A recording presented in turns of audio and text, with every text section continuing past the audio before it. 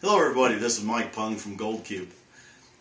One of the biggest problems with recirculating on any device is the fact that vegetation gets in the way, the silt thickens up the water, and it makes it to where the water can no longer allow the gold to drop out and be captured. So the gold just kind of floats along with the sludge. Now what we're going to do is we've come up with a new flange assembly called a tub flange that we're going to be able to connect multiple tubs together so we can create settling ponds. Now the tubs that we're talking about is these mixing tubs. We've got these mixing tubs, and what we're going to do is we're going to take and we're going to add a T, which is going to be a vegetation blocker, and then in the vegetation blocker it's going to get its way through the tub using a flange. Now this flange is made out of stainless steel. It will create a seal with this rubber gasket. So we've got stainless steel on the outside, the inside, and then we have this rubber gasket. So all this is going to be held together by stainless steel screws. So we don't have to worry about any rusting. Let me show you exactly how easy it is to install the tub flange from Gold Cube into a tub, a tote, any container that holds water that you're working with, whether it's steel or plastic, doesn't matter. It'll work on all of them. Let's go install one. We have very simple installation tools. All we're going to use is any drill motor, whether it's a cord or cordless, it doesn't matter, and a Phillips screwdriver. That's it. That's all we need to install these. So let's make it happen. The very first thing we have to do is decide where on the tub that we're going to do this. Now, the best thing to do is I'm going to set it right there on this tub from Lowe's, and I'm going to bring it down about 1.25 inches, 1.25 inches, somewhere in there from up underneath here. I'm going to bring it down a little bit so my water level isn't allowed to get too high in the tub. Once we have the flange set right where you want it, we're just going to take the 1/4 inch drill bit and we're going to drill right through one of the holes in the flange. Doesn't matter which one. Just like that. Now what we're going to do is we're going to set one of our screws inside that screw hole there. And that's going to keep us lined up. And then I'm going to come through on the far corner and drill again. And then I'm going to set another screw inside that one. And then I'm going to do that until we've got them all four taken care of. Now once I have all 4 holes drilled, I'm going to take the other half of the flange assembly that is threaded, and I'm actually going to take it on the back side and screw it in. Alright, so let's just do that.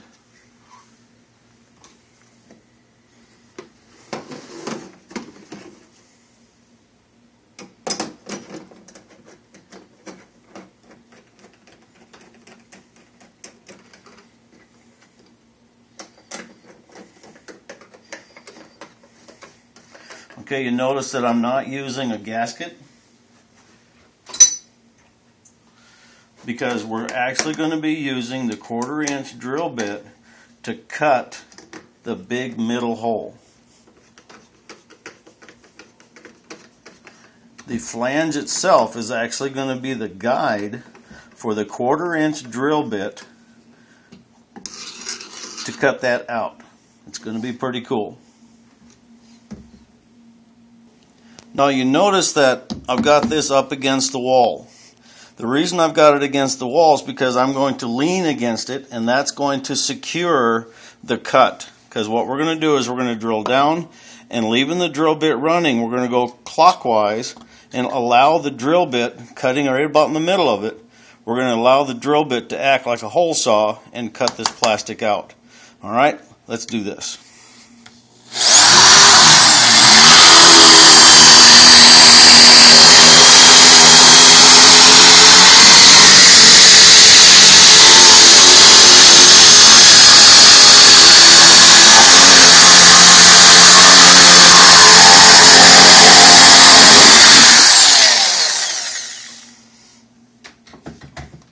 Okay, look how cool that hole was, alright? Just a beautiful little hole in there. Isn't that something? And it was all done with a 1/4-inch drill bit. All right, we're going to take this thing off and we're going to put the rubber on it now. Now what we're going to do to get this thing ready to line up is we're going to take the rubber gasket and one of your screws and just push it in the hole. And that's going to hold it in there real easy because it's a nice tight fit with that rubber. I'm going to do that with all 4 screws. Get them in there. And then that way you're not dropping your screws or anything like that. It makes it real easy. And then we're going to hold those in place. Drop those in the screws. See, they just set right in there. And now we're going to be able to just go ahead and screw them into place.